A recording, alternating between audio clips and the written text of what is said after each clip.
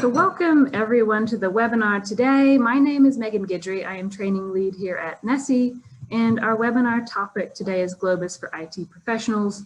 Shortly, you will be hearing from Ian Foster and Kyle Chard, co-leaders of the Globus Labs research group, and they'll be giving us an overview of new and upcoming Globus platform services. We really appreciate you guys coming on the webinar today. So thank you so much for your time. Greetings. I'm going to start here.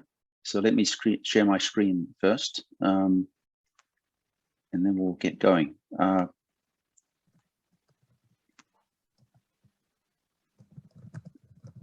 there, I'm Ian Foster. Normally I would say I'm the one with the New Zealand accent, but we both have New Zealand accents, so it's not a helpful distinguishing feature.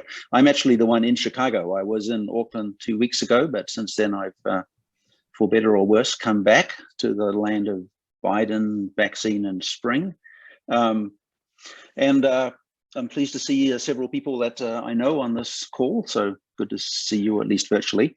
So we're going to go through pretty quickly and talk about Globus. First of all, a bit about what it is. I think you mostly already know that, but we'll just provide a scene setting, then talk about sort of latest feature additions to it, and then finally talk about some future directions that we're taking it. And we'll go fairly fast with the hope that areas where that are unclear or that where you want more information, you can ask more questions. So let's get going. I'll first of all just point out, because people ask this sort of thing, what is Globus? Is it a company? No, it's Ian, just quickly, I don't think you're on screen share mode. I think you're on. You're not? Oh, not on presenter mode, sorry. We're seeing just the PowerPoint editing screen. Oh, that's strange, isn't it? Because it says here I'm sharing the... Yeah, well, maybe I'm wrong. Are other people seeing the right view? So we can see, the PowerPoint is being shared, but it's just might be sharing the incorrect screen, because sometimes you have options for sharing. Bring your shared window to the front. Thank you very much, Kyle. So my embarrassment is reduced. Let me see. So you're seeing this one?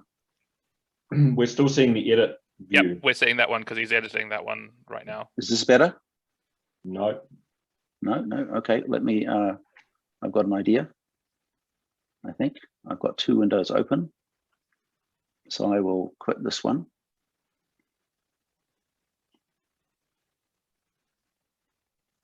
Now, are you seeing? No, we'll try something else. Let's see. We're still seeing the editing view. We'll stop share and we'll share again. You can see this is a seminar for IT professionals, and I'm making it clear that I'm an IT amateur. Is that better? Yeah, perfect. Okay, well, thank you. So just go back to the previous slide just to show you Kyle and Ian. That's how you reach us if you want to follow up with things after the session. So anyway, so Globus, what is Globus? It's not a company. It actually started out as a research project at the University of Chicago and Argonne National Lab. And as we found more and more people wanting to make use of the service, we sort of institutionalized ourselves and set it up as a separate unit, actually under the Vice President for Research at the University of Chicago, which has as its mission to operate the Globus service for the research community. So it's part of the University of Chicago. It's essentially a nonprofit in that context, and the university provides us a lovely place to base it. So, our mission in life, which we pursue by a mix of research and Globus service offerings, is to make researchers who work with data, large data, complex data, numerous data, more efficient by reducing the friction that so often gets in the way of performing effective science. And we do that by operating, one of the ways we do it, the one we're talking about today, is by operating the Globus service, which, as we'll describe, it's a cloud-hosted service that facilitates actions like data movement, data sharing, data cataloging, and so forth. And we're very concerned about, we've been doing this for decades now, really, under various models. Sustainability is, one of the biggest challenges, apart from technical and social challenges, to achieving good, high-quality data sharing mechanisms. And so we have established this subscription-based approach to our services, which seems to be providing a robust approach to sustainability, so that we can be available not just today, but next year and a decade from now, as a way that something that people can rely on. Okay, so what is Globus? I think you know all this, but let's go through it quickly.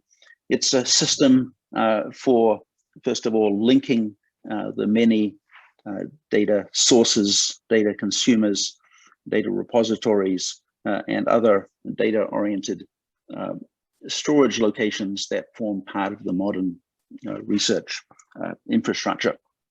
And we show some of them here. Notice, they include very much scientific instruments of various sorts, and also various forms of storage system, both research computing HPC-like systems run by NESI or NIWA or university campuses, and also various forms of public cloud platform.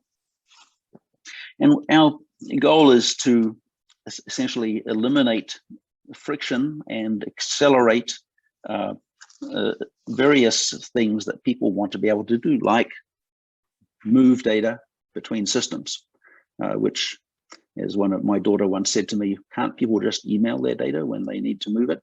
Well, of course you can if you're emailing a single file, but if you've got 1,000 files, 1 million files, a terabyte or more, that becomes difficult, as we all know from bitter experience. So we aim to streamline that activity. We also want to be able to share data with people, with others, without needing to replicate it. So that's something else that we address as a use case, by making it easy for people to take data that they've placed on their local storage and make it accessible to others for access.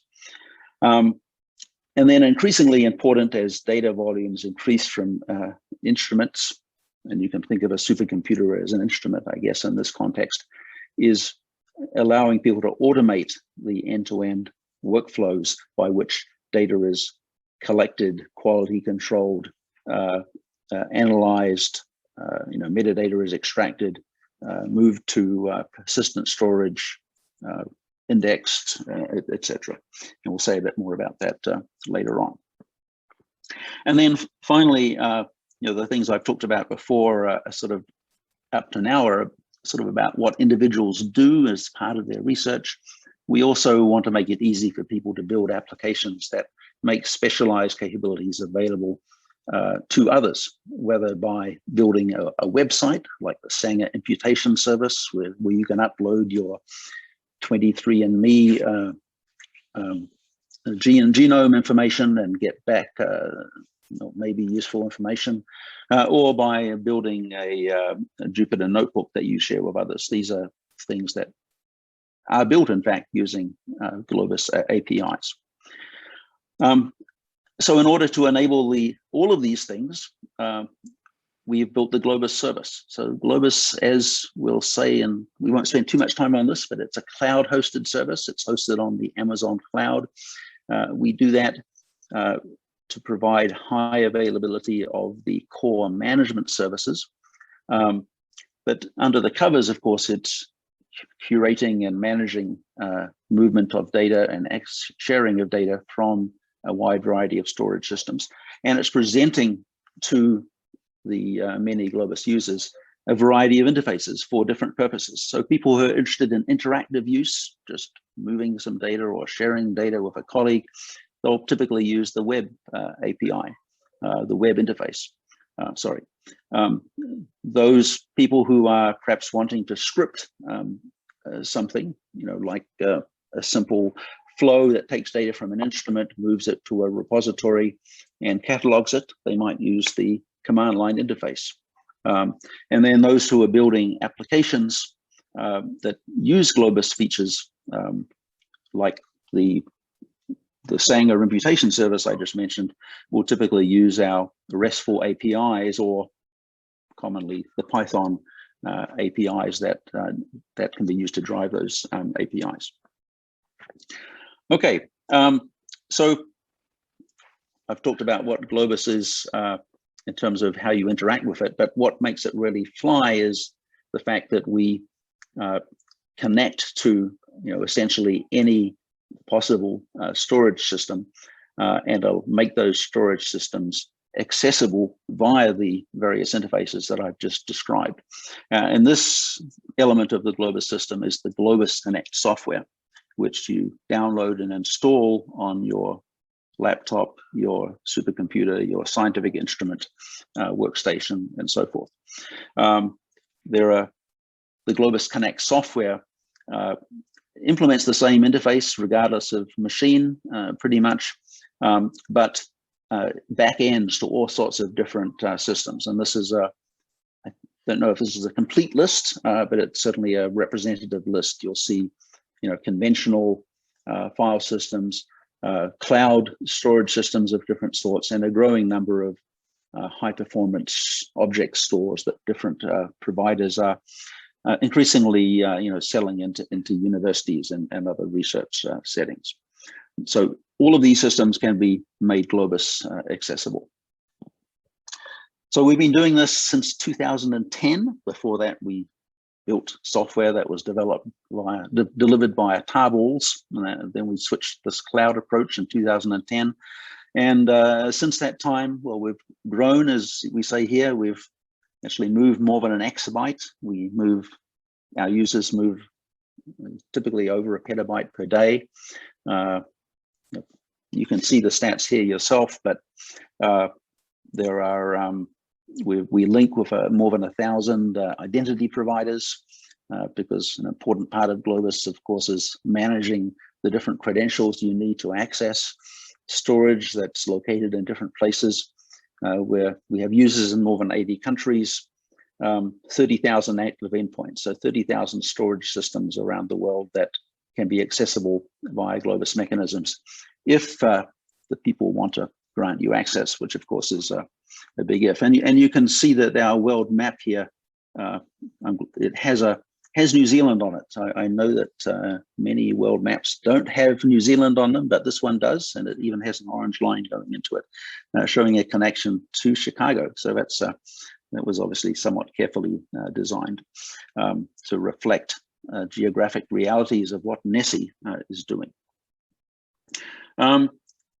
One thing I'll just say briefly is, who are our users? Perhaps it's worth spending a minute on that. Initially, I'd say, users tended to be high performance computing centers.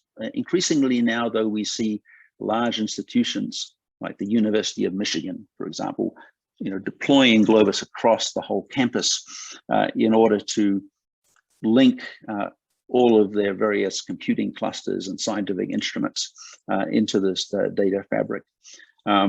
Or we see national labs doing similar wide deployments, or people that are running various forms of research instrumentation systems linking. So the numbers of people are growing, but also the variety of uses to which people are putting the Globus system is growing. So that's a very high level view of Globus. We're going to drill down on some pieces, but at this point, I'm going to turn things over to Kyle to talk about the latest instantiation of the Globus Connect Server and its what so-called version 5 architecture, which is a major revamp that we've been completing over recent months. Awesome, thank you, Ian. Do you want to keep sharing, Ian, and just push the slides forward as I need them? Good idea, yes. Okay, awesome. We don't want to go through the same thing again. So yeah, I'm not sure what the split is here in terms of attendees in this webinar. I think it was suggested that we focus a little bit on what's sort of upcoming with Globus Connect Server v5. So this is perhaps a little bit more administrative focused, but I think people here are running large Globus deployments, so will be interesting to those of you. So as you've probably heard over the last year or two or three even, we've been undergoing this sort of complete rewrite of the Globus Connect Server system. And while like the purpose of the Globus Connect server remains exactly the same. It's to allow you to move data, share data, etc. There are some fairly significant differences in terms of what that model looks like to both administrators and users. And we think most of these are sort of movements that will make things easier and more powerful for you. Slide, please, Ian. So briefly, why are we doing this? So the new architecture will provide a bunch of new features for users and administrators. It will serve as a platform for richer data management capabilities. And really, it will make things, I think, a lot easier for people to actually make use of Globus infrastructure. Next slide, please. So what does this look like? So we're going to go through a layered diagram, and you may well have seen this before. You'll get my take on this diagram, and there's a great deal of documentation as well on the Globus website if you want to go and dig into things. So we'll go through this in layers, and I'll try and point out what's sort of different than before and what remains the same. So the bottom layer looks pretty similar to what it currently looks like, right? You have nodes, data transfer nodes that are sitting there. They might well be dedicated nodes specifically for transferring data in and out. They might be actual nodes as part of a cluster. These are typically deployed as part of some sort of science DMZ. You can go forward one, Ian, that's fine. So the science DMZ provides this very fast, unrestricted access to the network, right? And so as part of the model, many systems may only have a single data transfer node, but the larger systems will have multiple data transfer nodes to make sure that they're resilient, to make sure they're performant. And so what we typically do is people deploy this Globus Connect Server software on each one of their data transfer nodes, and they get linked together into this logical concept of an endpoint. So when you're using the website at the moment, the endpoint is what you see. This is what you're searching for. You find the Nessie endpoint on one of the Nessie machines or one on the University of Chicago. You can then perform your data transfers in and out. So in the new model, this endpoint construct, we've sort of broken that up a little bit. And so the endpoint really is just that logical entity that exists, and we provide a bunch of now management and configuration interfaces that are managed through the cloud service for configuring that endpoint. Next one, Ian. On top of these endpoints, so this is where we're getting into the new concepts, okay? So an endpoint now can be configured with different, what we call storage gateways. And these are basically connections to storage that's accessible via that endpoint. And the two that we're showing there are POSIX storage gateways that connect to your file system on the system in which the software is deployed. But as you'll see soon, that's not necessarily the case. And these gateways basically allow you to specify policies around how users can access that endpoint. So it can restrict, say, the paths that a user can access. You can impose restrictions in terms of what login mechanisms are allowed or methods are allowed. You can define what the algorithm is for mapping an identity from the sort of the entire Globus space to an identity on that local machine. And you can impose even stricter restrictions like high assurance, where we're actually imposing limits on like how long sessions can last for what types of identities people log in with, etc. We'll talk about that a little bit later as well. Next one, Ian. So one of the good things about this new storage gateway model is it really streamlines and simplifies how we can plug in external or different types of storage. So previously, when you had an endpoint and you tried to add these connectors, it would fairly quickly become unwieldy. It would be complicated when you were trying to deploy this across DCNs. It would be complicated when you were trying to configure, say, Google Drive storage.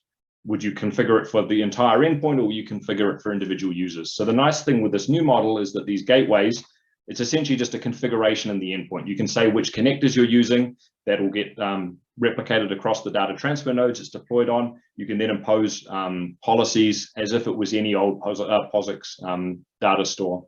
Next one, Ian. And then probably the biggest change in terms of what users are going to see is the idea of collections rather than endpoints. So remember, we've moved this endpoint model to be more of a configuration administrative type concept. And at the highest level, what users see now is what we call collections. And so we have two types of collections, okay? So the first type is what we call a mapped collection. And so a mapped collection, for those of you that know the old Globus world, that was what you thought of as your host endpoint. So this is essentially right on top of a storage gateway. You're basically defining access to that storage system, and you're ensuring that the people that log in are actually being mapped to accounts on that system. So you're going through that mapping algorithm.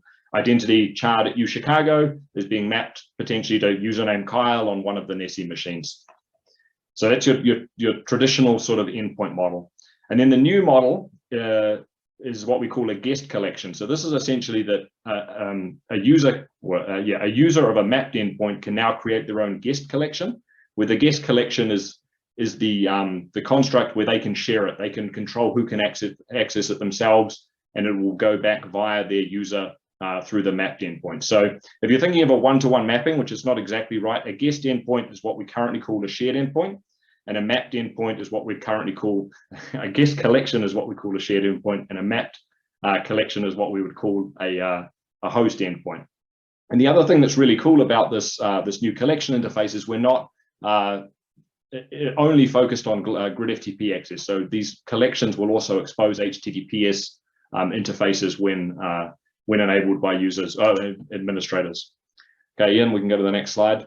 So I included a few slides here of sort of what this provides for users and developers, and then what it provides for administrators. So in terms of the user side of things, so one advantage here is that these endpoints are now going to be fully fledged OAuth resource servers. So OAuth is going to permeate our entire ecosystem.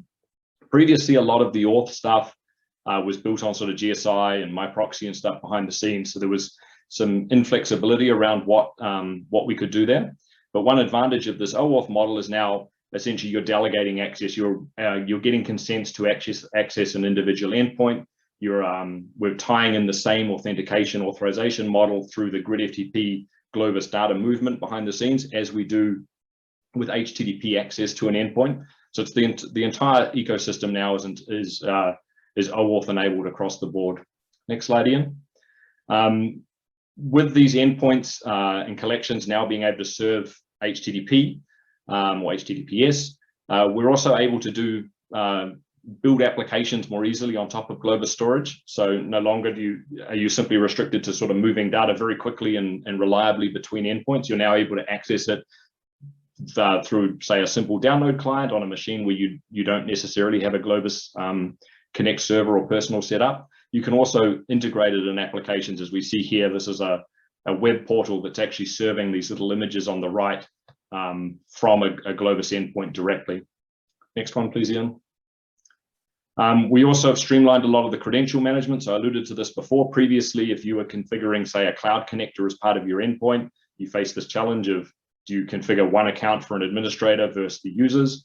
The nice thing now is that a user basically can provide their own credentials to access cloud storage as part of an endpoint that's deployed. So I, as a user, can use, say, a Nessie machine and use that DTN to access my cloud storage. And this is, of course, all now managed through the nice Globus UI, rather than requiring a phone call to an administrator to go and change a few files to make on the endpoint to make it actually accessible. Next slide, Ian. So there's a bunch of other things as well, but I figured there we'll keep it pretty short. Advantages to administrators. So one good thing is now you can have multiple, I said this before, you can have multiple connectors within that single DTN pool. So we can have lots of different storage gateways connecting to Amazon Web Services, connecting to Azure or iRods or any of the million other types of connectors.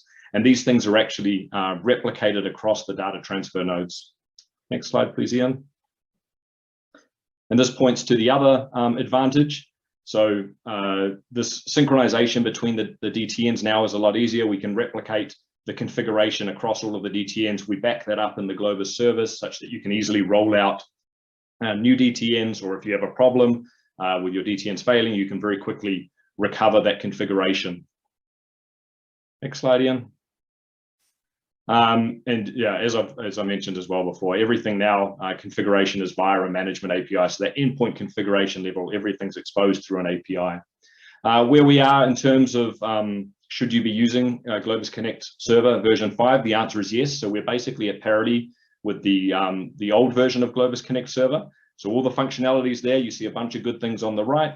The thing that we're currently working on over the next couple of months is the migration tooling to make it easy to go from an existing Globus Connect Server deployment through to this Globus Connect Server v5. But if you're setting up a new server, you should be deploying v5. Next slide, Ian. Okay, back to you. All right, so we've consumed, despite our very best efforts, we're consuming more time than we expected. But I think rather than taking questions now, we'll maybe just go quickly through the last bits. So some things that we've recently added or are planning in the near future. So one thing is we've found a growing number of people who want to use Globus for high assurance data, which most often means personal health information, but also could be other three-letter acronyms: personally identifiable information in the social sciences, or controlled use information in I'm not sure where. And there's, at least in the US, there's a series of security controls that apply here. There are other ones that apply in Europe, and we've and now also in the United Kingdom, and no longer part of Europe. So we've been implementing and have now deployed, and we have a number of people using new capabilities that address some of the requirements that occur in these high assurance concepts. And so some of these they sort of fall into three groups: providing stronger guarantees about things like authentication, multi-factor authentication, for example, and providing additional features within the cloud implementation, application instance isolation, forcing encryption of user data and such like. And then additional controls in terms of internal logs that we maintain, which is both stopping us logging things. We discard logs, many logs aggressively, so we don't retain any personal information about users. But then we also maintain detailed audit logs for purposes of, for example, incident investigation. And our operational procedures have all gone through a lot of review and upgrades to make sure that we protect any personal information that we do retain. Now let's go on and talk about a few other features that we are either about to deploy or have deployed in experimental versions or are working on. And these all relate to this notion of Globus as being not just a platform for moving and sharing data, but a platform for science more directly. And what we observe is people use Globus more and more extensively and aggressively is they want to do things beyond just move data. They want to be able to, for example, keep track of what data they've produced and where it's located and search for it and find it and such like, and associate metadata with it. They want to be able to automate data capture and processing workflows, and they want to be able to integrate compute into those workflows. For example, for things like data analysis. And so we have new services that address all of these. Globus Search, it's a pretty simple thing. You might think of it as a cloud-hosted catalog, but with the nice Globus auth compliant mechanisms for interacting with it, for recording information about entities, for searching entities, and for updating what is recorded about entities. And we're seeing a number of people starting to use this for really interesting things, like, for example, a number of data portals hosted at the Argonne Leadership Computing Facility uses this. They have a storage system called Petrel, which hosts actually, I think it's getting into the dozens of data collections, each of which, if one was to go and drill into, you could search, access data, retrieve data, either individual files or collections of files. And this is all based on Globus Search under the covers. Second feature, say a few words about automation. I think I'll skip over this, but we mentioned early on the growing need for capturing these processes by which people collect data from an instrument or a computer, transform it, extract metadata, catalog it. You want to be able to implement that once and then run it repeatedly. Globus Automate is another cloud-hosted service that allows you to do exactly that. And the basic idea is triggers. You register triggers that start flows based on interesting events, and those events will invoke actions on action providers, and those action providers can include things like Globus transfer, sharing, Globus cataloging, and also running computations using our third service, funcX, which is this is more experimental, but it's seeing increasing use. It's addresses the fact that if you're going to implement automation flows around your data, you're going to need to be able to perform computation. And so we're moving towards a setting in which any computer can be turned into a funcX endpoint, just as any storage system can be turned into a Globus endpoint. And much as you can then invoke, any authorized person can invoke a data transfer on a storage endpoint, any authorized person can invoke a computation, specifically a registered function on a registered funcX endpoint. So that's all. I just mentioned we're very grateful to Nessie for being a subscriber to the service. We're glad to see New Zealand ahead of Australia in that, although I think Australia is going to be catching up quickly. But you join a very distinguished group of institutions and organizations that support our work on Globus. So thank you for that. Anyway, that's all we had to say. So if there are questions, we can go ahead and take those. Awesome. Thank you so much. That was awesome. There is a question in the document. I don't know if you guys can see those. Did you have that pulled up on your computers? Yeah, I can see it, Ian. I don't know the answer to this question, but you might. The first question is, if you've got multiple DTNs, can you sort of configure so a couple of the DTNs are serving grid FTP and maybe one serving HTTP? I know this is what we do with Petrol at Argonne National Lab and the ALCF, but I don't know if that's codified as part of the deployment model at the moment. Do you know, Ian? I don't know that, so we'll have to find out and get back to you. Yeah, I've pinged someone already, but I have no response yet. Turns out it's sort of late in America to be asking work questions.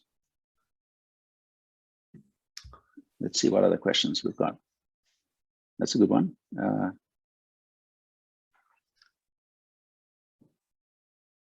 The second question that Jose answered for us. So users can add endpoints themselves for enabled connectors on a DTN, for example, the S3 example earlier. And as Jose said there, if the administrator permits you to basically configure a connector to say S3 or to Google Drive, then yes, a user can, but it's very much within the policies defined by the administrator on that gateway. So the third question is about, is there any benefit in a university adding another DTN and an SE DTN is already there? So I think the answer to that probably depends, but a DTN connects an external network to one or more local storage systems, and you may want multiple DTNs at an institution for a couple of reasons. One might be that the DTN that you have is not able to drive the external network or the local storage system fast enough. So, some large institutions like, say, I think the National Center for Supercomputing Applications in the US has an array of 24 DTNs in front of their high-performance storage system. The other reason would be if you have multiple storage systems, intended for different purposes, perhaps in different locations, that you need high-speed external access, and that would be, the University of Michigan, for example, has multiple DTNs across its campus associated with different storage systems. But I don't think there's a specific administrative reason for having multiple DTNs in front of a single storage system, if performance is adequate. I don't know, Kyle, can you think of something? Only reliability. If you think your DTNs might be going up and down a little bit, it helps to have a backup. But yeah, good point. Yep. those are the only two real reasons. And I assume one of the Nessie guys probably knows the answer there. I assume are many of the systems around the country connected with Globus? Are there Globus Connect servers deployed in multiple locations? I imagine so, but I don't know. Blair, I'm looking at you as one of the only people I can see at the moment. Yeah, I mean, so the Nessie Wellington endpoint, we do have multiple servers, and I think historically at University of Otago there were multiple DTNs as well. Although I think that may have kind of changed recently when we changed the way the auth was working. But most of the installations that I'm aware of at the moment are just single servers, from storage, which I'm sure works just fine. 99%. Yeah, the large ones Ian talked about are very much the extreme scale supercomputing centers that have at least single digits, maybe sometimes double digit DTNs. Yeah, and I guess, I mean, the other reason is, I suppose it's also how you choose to scale. If you don't, not all institutions have a perfect science DMZ model as well.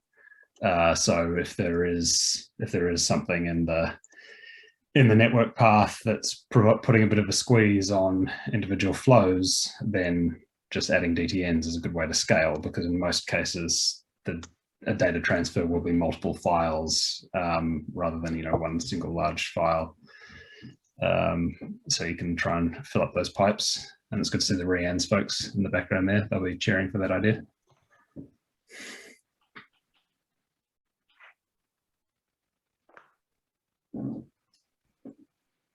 Kyle, do you want to answer the next questions?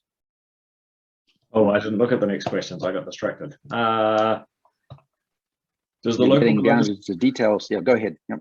Does the local Globus client round robin differing TLS protocols, as we had some issues with SSL connections erroring on firewall being reused until it got the right TLS? Well, that's a great question, a very technical question. I don't know the answer to that. I expect it still does, but I don't know that to be the case. So we'll have to get back to you on that, whoever asked that question. If someone wants to put their name on the questions that wants an answer, I'll follow up and ship you the answer.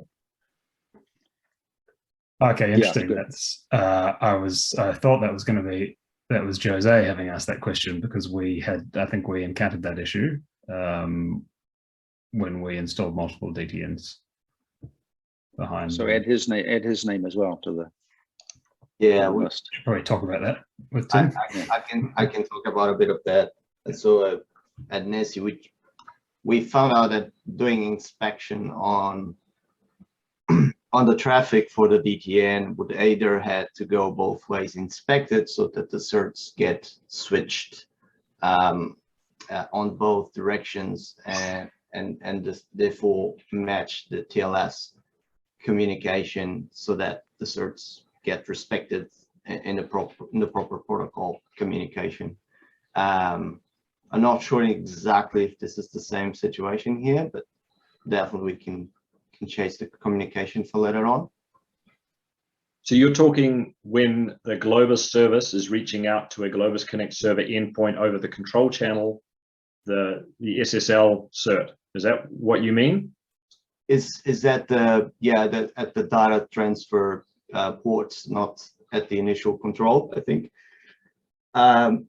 If the communication on one side is inspected, then the SSL context changes, and on the other direction, if that is not being done, the SSL context does not change, and then it fails the SSL handshaking. So basically, it's a not trusted because someone is switching things, and by SSL means someone is in the middle trying to interpret the communication.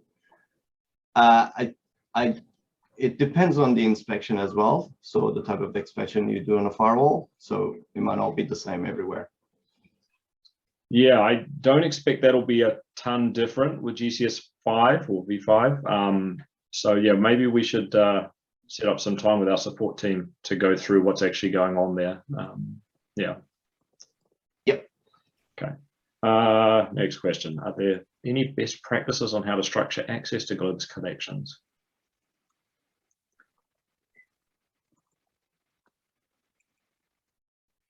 Yeah, that's a good question. I don't think there's a sort of hard and fast rule for how that should be set up. I think it really depends on use cases. I think we see very different things depending on, I don't know what the right word would be, not security conscious, but potentially people that perceive themselves to be more security conscious might have different policies here. So one model we see very much is that some centers will only allow sharing within, say, like a particular part of the file system path, whereas some others will allow it to be done from any sort of user home directories. And it really is just an admin policy of what they're willing to enable for their users. Personally, I think as a user, I find it much more convenient when I'm not restricted in terms of where I can share and in which gateways I can share. But with GCSV5, it's going to be easier for you to implement the types of policies that you want to implement there. That's sort of part of the reason for this re-architecture, is to allow those types of policies. So I don't know, Bjorn, if did that answer your question? I basically sat on the fence and said, depends a little bit on what you want, but we'd be happy to talk through sort of requirements with you if that would help. Yeah. Seems like what, Bjorn, I was just going to, I'll let you talk in a second, but I was going to say, it seems like, some documentation of best practices for different use cases would be quite helpful. And we are, I think, lacking that at the moment, but continue. Yeah, so that was basically it. I kind of expected that the answer is obviously, first of this depends, but for us, because we just went through the process of setting a version 5 Connect server, and then we basically now get to the stage where we think, right, how do we actually share all that stuff, and how do we actually monitor when people start going in and creating their global collections and then suddenly make everything available? And is there anything that kind of everyone else does that should just be like the best practice on how you get started? It's, obviously, you always get special cases, and that's fine. But I was wondering if there's something like kind of in general to basically kind of get on the right way before we already go down the complete wrong path. That's it. Yeah, it's a really good point. I mean, I think from listening to what you said there, probably you might want to think about configuring sort of one gateway with maybe a limited range of areas that people can potentially share, and then one gateway that doesn't allow sharing, that's more for users to get data in and out. That might be one mode for your deployment. But I think your suggestion of if we can codify a few of these examples, that would be useful for the community. Yeah, I guess it was that. If you have any examples, or if you can publish them, that would be awesome. Otherwise, that's basically what kind of I got started with, putting in basically read-only access pretty broad, and then trying to narrow down what we can provide for write access and then sharing access. But it becomes also a lot of micromanagement depending on the amount of data that you have. And for us, that's kind of becomes a lot of work. If it makes you feel any better, it's easier with GCSV5. At least so. Lucky me, I've never tried the old version. Yeah. It's great to hear that you guys have deployed GCSV5. Is that sort of true across the country? Is GCSV5 relatively widely deployed, or are you guys mostly on 4 at the moment? No, I don't know if I'm allowed to ask questions, but I'm turning the questions around because I can't answer the other questions, so I'm going to start asking questions. We're still mostly on 4, I think. So we've been just for the last couple of engagements recommending people go to 5, and we're deploying our own 5 endpoint for Nessie at the moment as well, in parallel to our existing V4, just so that we know what we're talking about, because these sort of conversations come up. And I'd clocked some time ago that the collection model and everything had changed quite a bit, but not really looked into it too much. But that best practice conversation is an interesting one. Organizations come to this with from lots of different places, but it's not uncommon for us to end up in a conversation, often also involving folks at REANs as well, where it's being set up from an infrastructure perspective. Let's get a box somewhere in the right place on the network, and then the access to storage is thought of sort of later, or it's just assumed that some local storage on the DTN does the job. So that sort of menu of possible deployment approaches is an interesting one. I mean, a lot of people just sort of think about the DTN as sort of data staging infrastructure, because they see, particularly in our context, they might be seeing, oh, well, there's the NESI HPC supercomputing services, we need to be able to get data to and from that, rather than seeing all the value add that's there in terms of being able to share and the wider ecosystem, and actually, being able to, I guess, connect that local institutional and project data in with things like Automate and so forth, which is, where we really see a lot of value in being able to drive workflows stuff nationally. Yeah, I think that's probably the next exciting thing. So hopefully we'll be able to set up some prototypes with people in New Zealand to start exploring automation and compute by these new services. I think we're in the pilot stage now. So certainly if there are people interested in working with us, we'd be happy to do so. I see another question there about how many virtual machines are needed to deploy Globus Connect Server v5. So we didn't talk too much about this, but there are sort of two versions of Globus Connect. So if you're deploying for your own access on your own machine, so a single user access on your laptop or say your small cluster that you're using, there's a Globus Connect personal agent that's very easy to install, that's nowhere near as sort of complicated as the Globus Connect Server. The Globus Connect Server is really for multi-user deployments. And so I'd say the vast majority of people are running on a single DTN, on a single virtual machine or physical machine. And then the rarer cases are multi-DTN. So the answer is someone put there, one is probably where you should start until you've got a good reason to go to more than one. And that's really, as Ian said, performance or reliability. I would say, yeah, so I was going to add, to the extent as you develop best practices yourselves, feel free to document them. That would be great. And we'll share it with others. Yeah, that'd be very useful. Is there any sort of test infrastructure built into v5 now because sort of at the moment, as far as I'm aware, you can find various endpoints around the place that have sets of test data that you can run some transfers against. But I guess when you're standing up a new endpoint, the sort of two things you want to be able to do is, from a north-facing network perspective out to the internet or the wider NREN, you want to know that there's a clean endpoint out there somewhere that you can run grid FTP transfer to make sure that your border traffic is going nice and fast. Your ingress egress. And the other thing you want to do is to make sure that your connectivity to local storage, if that's what you're doing, is separated from that, because often you're left in a state where you're doing a transfer to or from storage as the test, which of course is not a very controlled thing to do. Wonder if you guys can answer that. Or so there's certainly some in the United States that you can use. ESNet runs a bunch of Globus endpoints for testing, and we use them frequently for that purpose. I'm not sure on this side of the world, perhaps that's something that Nessie or Rianne's might be willing to do for the community. It's certainly useful to have those types of endpoints, just to, as you say, sanity check that the path is clean and that there's nothing in the way.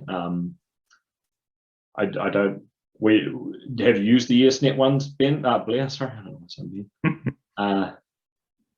Yeah, you can't take, so you sort of can't take local storage out of the equation though when you do that testing, right? There's no transfer to dev zero to dev null from dev zero at the other end. I see. In the old days, you could certainly set up an endpoint to transfer to dev null. It's how people won a competition at Globus World many years ago in terms of moving vast amounts of data. I'm not sure. I expect you still can do that if you so wished. I don't know if there's anything that would stop you doing it. So you could have an endpoint that is set up, I imagine, to write to dev null. Would that be, is that sort of what you're interested in doing? Yeah, I mean, maybe that's, yeah, if we can make that work, then that might be the basis for something that Rianne's could help us all with, I think. I'm trying to think in the back of my head if the Globus development team is going to be furious at us saying that this is a possibility. Ian, is there any reason we shouldn't say this is possible? We'll find out later when we're fired. Yeah. Yeah, I think it's probably possible, Blair. We can find out. It certainly was possible 7-8 years ago.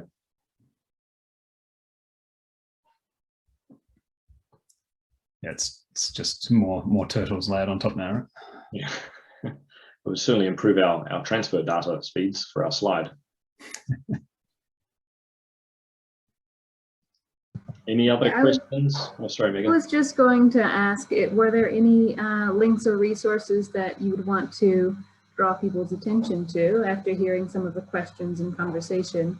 And if so, I can post them at the top of the question document. So if people want to explore a bit more about some of the things that have been discussed.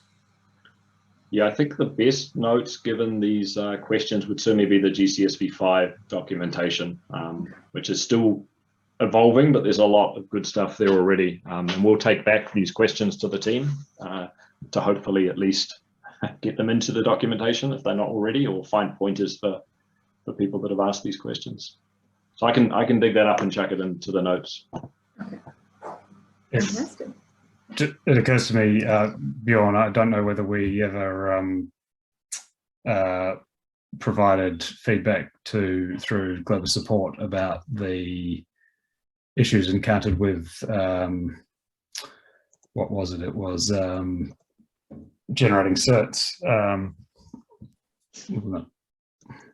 Yeah, I would need to look through the chat now, but essentially kind of we got it sorted in the end. It was all about that our server was going via your external network, and then essentially we weren't able to talk to certain